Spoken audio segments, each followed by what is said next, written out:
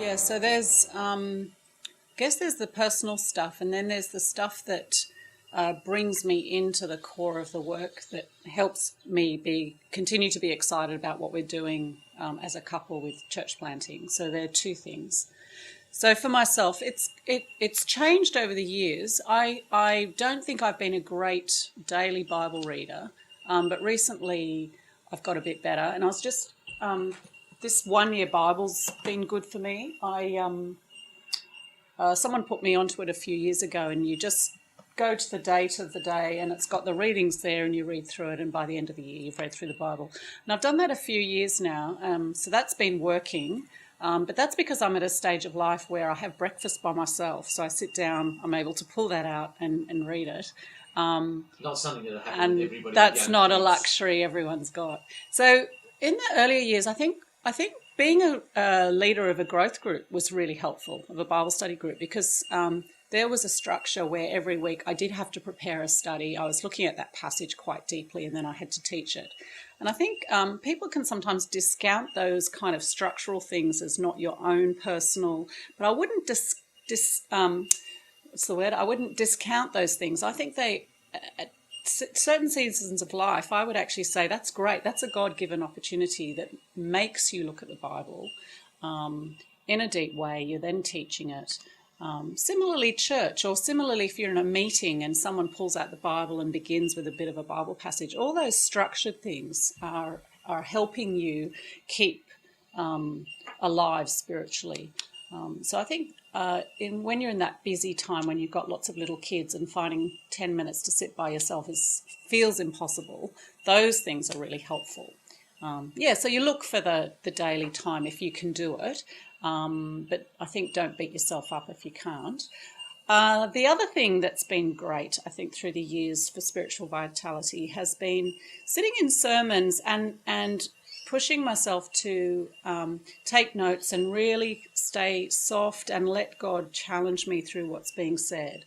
So you're not just you're trying not to remind yourself that Interestingly, I think that when I'm listening to a sermon, I don't think of it as my husband. And so I think I've grown a lot through the sermons. But it's interesting because one of the things Andrew and I have not been able to do easily together is read the Bible as a couple and sit down. And at that point, I don't listen very easily to my husband. So I don't know what the difference is, because in church I'm fine. And so that kind of model hasn't worked particularly well for us. I know Andrew reads the Bible daily. He knows I read the Bible daily, and that we're praying, but we don't do the thing together. So what I'd say to that is that would be great if we could do it, but you can stay spiritually vital without it. By God's grace, there are other ways. I remember Philip and Helen Jensen were talking about doing this themselves, and said something similar. Not they do it, but said something similar, that it can be a more awkward relationship, a husband and wife together. And so what he does is just read the passage, and then they don't even discuss it. They just then pray for the grandchildren. And I thought, oh, that's interesting. I could probably cope with that. It's once we get into discussion, I don't enjoy it. The other thing that's helpful is having a part of the ministry that you're both involved with. For me, I find... Actually, let me go back a step. I think being emotionally involved in the ministry is more important. So you may not have a practical part, but being emotionally on the same page as your husband with what you're wanting to do with a church plant is really important. And I think to be emotionally involved, it means sitting down together and having opportunities to find out what's going on, for your husband to be willing to share those things with you, not be so busy that he can't even tell you about it, but sit down and share that with you, so that you have some sense of his plans, where it's going in the future, the things that he's struggling with and wants to see happen, and you can just be part of that emotionally. I think that's really helpful. So as a couple, you feel like you're doing it together, even though practically you may not be doing exactly the same thing. It sounds like it's important then to have times when you're talking about what's actually going on. I think so.